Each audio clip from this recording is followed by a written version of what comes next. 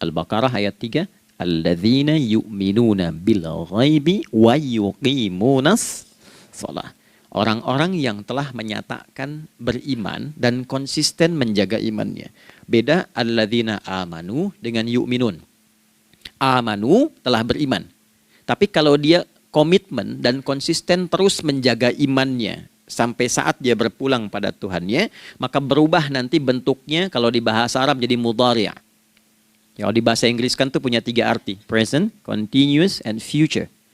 Jadi kalaupun sekarang terus berlangsung sampai masa depan pun saya tetap akan beriman.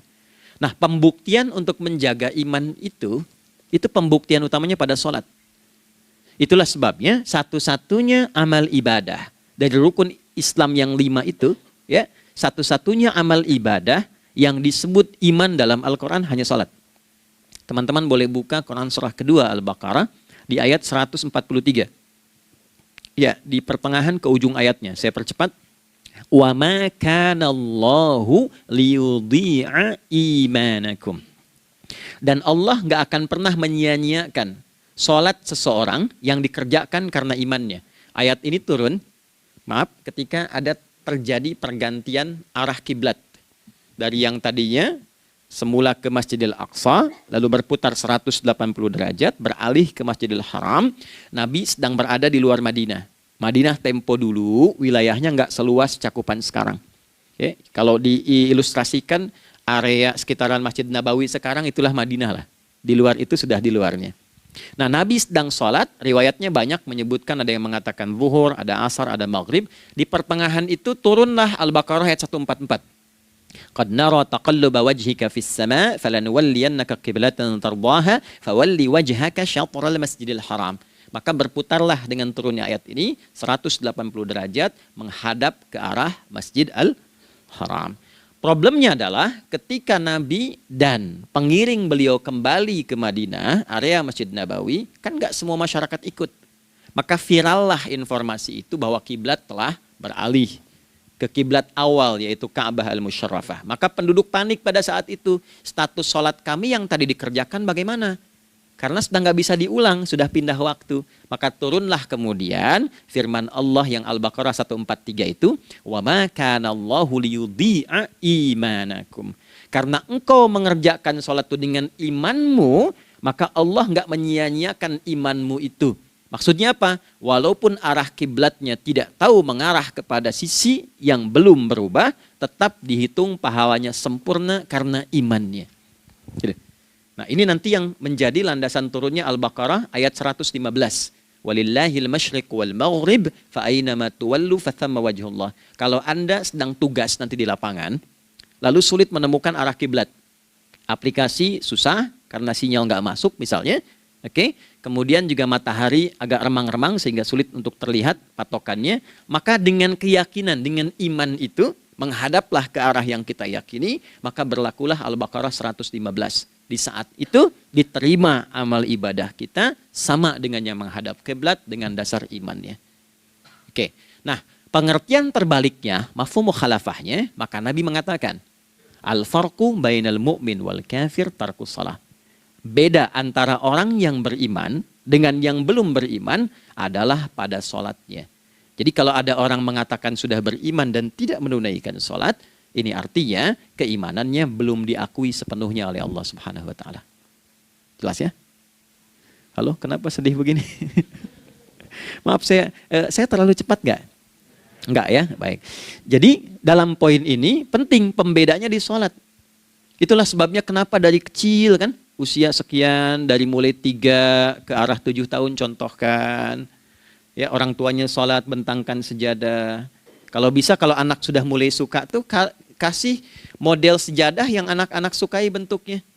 Ya, dulu ada anak saya senang model mobilan, saya tidak sebutkan supaya tidak endorse gitu ya. Dikasih sejadah dengan pola itu, dia senang tuh ikutin. Kita nggak minta sholat, dia datang sendiri. Ya, nanti setelah mulai 7 tahun kan baru diajarkan dengan baik, diajak ke masjid kalau yang laki-laki. Demikian seterusnya. Ya, mengapa dari awal dituntun seperti itu? Untuk memberikan sebuah penguat bahwa penjagaan iman dimulai dari sejak dini. Ya, tapi di Indonesia saya perhatikan kelasnya sudah advance. Ya, TK sudah manasik gitu. Oke. Itu satu ya. Karena nanti kalau Nabi bilang begitu artinya akan terjadi orang mengatakan beriman tapi tidak sholat.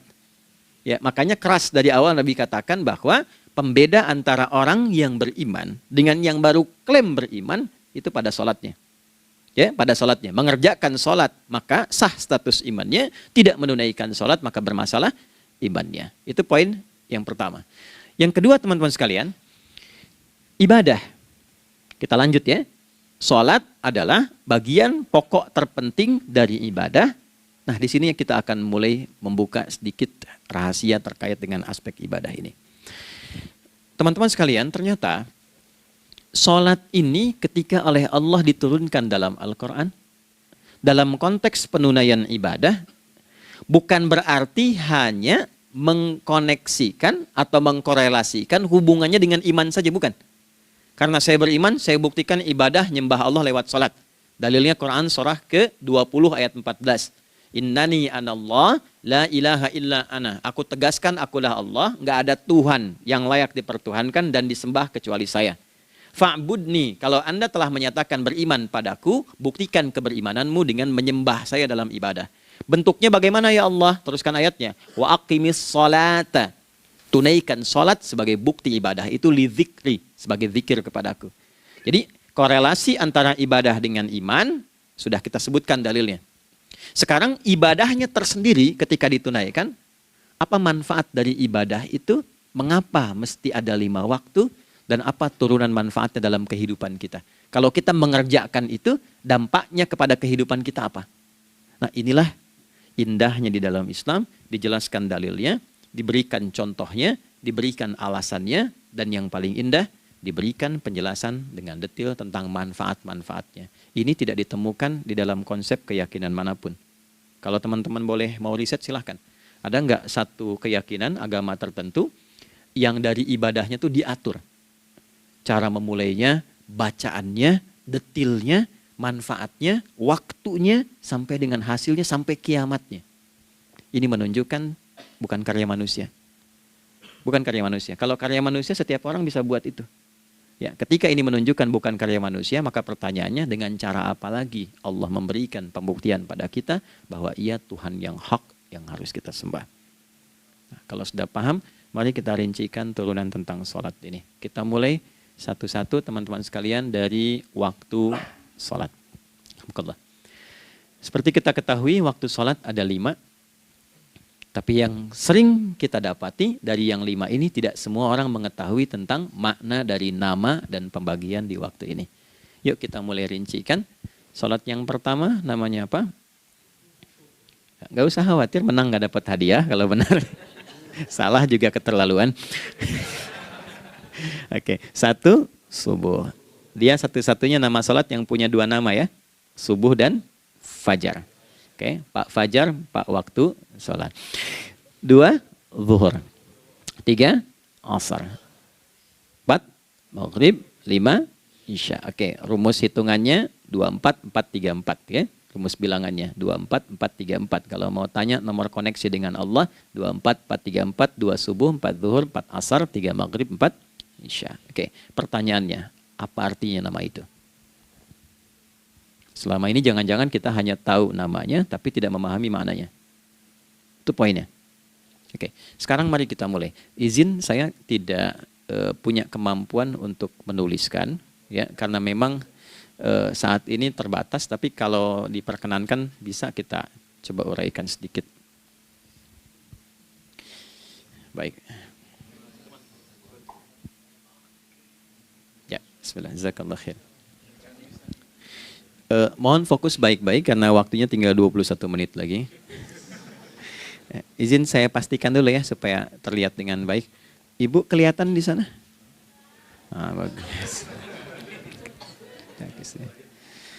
Saya kira tuh hanya di Sumbawa Barat. Ternyata di Pertagas pun perempuan-perempuannya imannya luar biasa. Maksudnya belum saya tulis sudah kelihatan. Imannya luar biasa.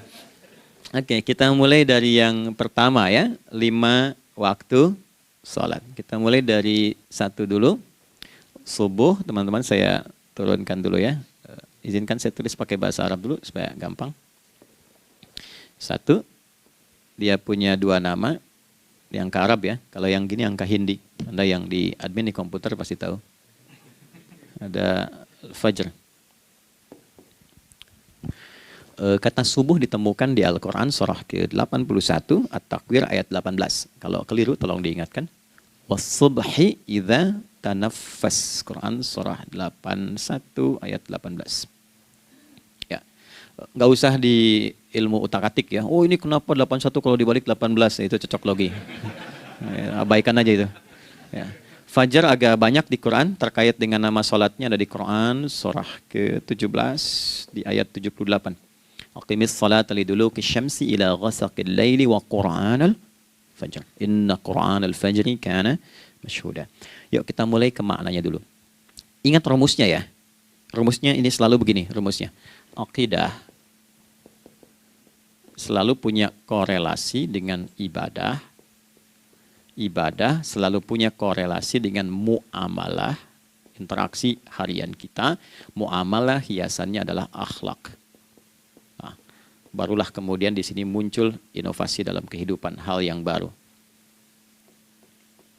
Hidup ya, yang mengacu pada dua kebahagiaan yaitu dunia dan akhirat. Ya, konsepsi ini nanti ditemukan di Quran surah kedua Al-Baqarah ayat 201 dan menjadi doa paling favorit umat Islam Indonesia saat ini. Rabbana atina fid dunya fil akhirati. Oke, ya cukup. Subuh. Ini rumus dasarnya. Dari akidah kita beriman, pembuktian imannya lewat ibadah salat. Apa hubungan salat dengan aktivitas harian kita? Subuh asalnya terkorelasi dengan kata asbah. Oke? Asbah itu asalnya sesuatu yang sudah siap dengan rencana yang matang. Baik, orang Arab tuh kalau bertanya begini, kaifa asbahta ya akhi? Kaifa asbahti ya ukhti? Bagaimana kabarmu di pagi ini? Itu bukan hanya nanya kabar kesehatan. Beda dengan kaifa haluk, beda. Ya, itu bertanya bagaimana kabarmu hari ini, aktivitasmu bagaimana? Lancar, sudah siap, planning bagus, dan sebagainya. Ya, itulah sebabnya ketika Allah bersumpah dengan awal waktu, penandanya adalah planning kegiatan. Ya, was-subhi, dan aku bersumpah demi waktu subuh, awal mula untuk berkegiatan, idza tanafas, apabila sudah mulai bergerak, bersamaan dengan nafas yang keluar itu, maka sudah jelas rencana yang dibuat. Ya, jangankan kita, semua alam itu, semesta itu seluruhnya bukan hanya bertasbih, tapi beraktivitas dalam tasbihnya. Di waktu subuh, matahari sudah mulai bersinar kan? Ya, dan sinarnya mengambil manfaat loh. Mengandung nilai manfaat, memecah keheningan malam dan menghilangkan kegelapannya. Gelap mulai hilang, datang kemudian sinar yang memberikan kita bimbingan untuk beraktivitas. Tumbuhan dimulai waktu itu sudah mengeluarkan oksigen, menyerap karbon dioksida. Saya waktu di Utrecht, di Delft di Belanda, ya, saya coba ingin membuktikan. Kan adzan nggak terdengar keluar ya. Jadi sebelum waktu subuh itu saya keluar, kebetulan flatnya waktu itu dekat area hutan yang agak rimbun, enak gitu, udaranya bagus. Itu sebelum subuh terasa karbon dioksida. Walaupun cuma beda hampir 1 menit. Tapi begitu masuk waktu subuh, keluar kesegaran yang luar biasa. Oksigen yang keluar. Ya, ini kan nggak mungkin kalau kuasa Allah tuh nggak mungkin terjadi seperti ini kalau bukan kuasa Allah Subhanahu wa taala. Tapi poinnya adalah yang bicara begini Quran. Nah, sekarang yang ingin saya katakan adalah alam semesta dalam konteks seperti matahari, kemudian tumbuhan, binatang, ayam bahkan mulai berkokok punya planning yang teratur. Masa kita makhluk yang dihisab tuh nggak teratur? Nggak punya perencanaan? Maka subuh itu mengajarkan kepada kita, jangan sampai ada orang Islam yang punya keimanan, lalu menunaikan sholat, diajarkanlah oleh Allah, setiap masuk subuh itu harus punya agenda yang jelas. Planning yang terukur. Jangan terjadi mengaku muslim, beriman, tapi nggak jelas perencanaan hidupnya. Jam 7 mau di mana? Jam 8 kerjakan apa? Anda dari sini ketemu 7 ke 4, atau setengah 8 ke setengah 5, 8 jam kerja. Oke, berangkat jam berapa? Petakan di jalan macetnya di sebelah mana? Ukur sampai kantor tiba jam berapa? Apa yang mau dikerjakan di kantor? Itulah Islam, itulah subuh. Sehingga tidak ada satupun orang Islam di era Nabi mengajarkan beraktivitas kecuali terukur dan teratur. Bahkan Nabi memulai itu evaluasinya di malam hari. Sehingga turun di antara surah Al-Insyirah itu ada ayat yang tegas mengatakan di ujungnya, فَإِذَا فَرَغْتَ فَانْصَبْ. Evaluasi yang telah berlalu di malam hari, evaluasinya menyeluruh sampai ke zikirnya. Dicatat nih. Ya, aku hari ini secara spiritual itu, mohon maaf, sholat jamaahnya berapa waktu tuh? Dari 5. Oke? Misalnya dari 5 itu cuma 4, berarti koreksi ada yang kurang. 1. Ya. Yang kedua, secara intelektual sudah berapa bacaan yang dibaca saat ini?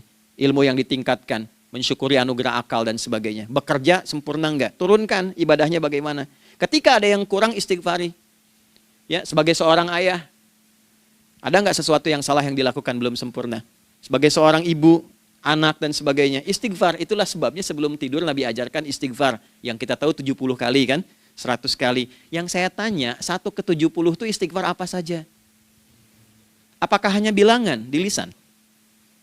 Atau dari lisan diingatkan oleh pikiran, ditembuskan ke hati? Istighfar sebagai seorang ayah yang kurang maksimal melihat anak dengan baik. Anda boleh punya jabatan di kantor, boleh direktur, boleh manajer, boleh macam-macam. Tapi ketika Anda pulang, Anda seorang ayah. Saya di Timur Tengah disebut syekh, di sini dipanggil kiai, dipanggil ustadz. Pulang ke rumah, anak saya nggak kenal itu semua. Anak saya nggak peduli itu semua. Belum pernah seumur-umur saya mengajar. Lalu saya pulang, anak saya menunggu depan pintu dan memanggil, Kiai. Tidak ada. Dia ingin ayahnya. Oke. Kenapa nggak kita hadirkan istighfar pertama kita itu karena kita kurang perhatian. Kurang perhatian kepada anak misalnya. Saya kalau pulang tengah malam dan semua tertidur, saya lihat satu-satu. Perbaiki cara tidurnya, doa, lihat satu-satu, minta ampun sama Allah. Dan ya kadang sebelum mengalirkan air mata kita nggak bisa tidur karena nggak tahu nanti ketemu lagi nggak di akhirat. Ya, itu poin yang paling penting. Nah, jadi istighfar pertama tuh untuk diri kita ketaatan pada Allah, untuk diri kita sebagai anak pada orang tua, sebagai suami punya tanggung jawab istri atau sebaliknya, demikian seterusnya. Nah itu kalau sudah kita bisa lakukan, dievaluasi, direncanakan besoknya. Fa'idha faraghta fansab, direncanakan lagi yang berikutnya, besok mau ngapain, tulis malam. Kalau kita biasakan begitu tidurnya enak. Karena nggak ada beban, damai hidupnya. Dengan teman damai kalau ada perselisihan sebelum tidur. Ya, jadi nggak ada orang mengigau itu masalah-masalah kehidupan dunia yang belum tuntas. Ini dunia saat terjaga bermasalah, saat tidur pun masih bermasalah. Gara-gara kamu nih, ya, kapan istirahatnya? Ya. Nah, ketika kita bangun dari subuh itu, maka rencana yang sudah kita siapkan itu teman-teman sekalian, dibawa menghadap Allah supaya minta kemudahan. Minta kelancaran, minta pendampingan, minta bimbingan. Itulah sebabnya kita dipanggil sholat di awal waktu. Supaya rencana yang sudah kita siapkan itu minta taufiknya, persetujuan dan perlindungan dari Allah. Inilah yang menjadikan rahasia umumnya para sahabat memulai berkegiatan sejak dari masjid. Teman-teman boleh riset deh. Hadis-hadis tentang sholatnya, sahabat dan kaitannya dengan syuruk dan pekerjaan. Rata-rata memulai dari masjid. Mereka tungguin, evaluasi, begitu siap, syuruk, minta sama Allah, berangkat. Saya mau kasih satu rahasia ya. Boleh jadi ijazah, tapi ini diantara kita aja ya. Anda boleh lakukan, berangkat ke masjid itu dengan baik. Terus minta misalnya, ya Allah, Kau perintahkan aku untuk berikhtiar, sekarang aku lakukan. Kau perintahkan aku untuk merencanakan, sekarang aku ikhtiarkan. Mohon lindungi, mudahkan, dan berikan bimbingan terbaik untuk mendapatkan hal yang wajar, halal, baik, dan kau ridhai. Anda berangkat. Pulang, sebelum nyampe rumah, mampir dulu ke masjid. Masjid terdekat dari rumah aja. Sholat 2 rakaat, situ. Ya, sholatnya bisa sholat wudhu, tahiyatul masjid, dan sebagainya. Setelah itu pulang. Doa dulu habis sholat, ya Allah, aku telah berikhtiar seperti apa yang telah Engkau perintahkan. Sekarang aku memohon rizki darimu seperti apa yang telah Engkau janjikan. Kalau dengan semua ikhtiar ini belum cukup menurunkan rizki darimu, maka mohon tunjukkan padaku saat ini dengan cara apa lagi aku mesti berikhtiar. Oke? Silahkan Anda pulang dengan suasana itu ke rumah dan lihat apa yang terjadi. Rasakan bedanya, bedakan rasanya, dan pasti terasa bedanya. Gak ada kesan yang lain pada jiwa. Jadi yang dibawa ke rumah itu bukan aura kantor. Bukan aura jalan yang macet. Tapi ada ketenangan, kenyamanan, dan kenikmatan. Kalau teman-teman mau pakai sunnah sahabat ini dalam dunia pekerjaan, dan Anda lakukan coba sehari ini saja, rasanya pasti beda. Ya, ini bagian pertama. Nah, ketika kita ingin datang menghadap Allah,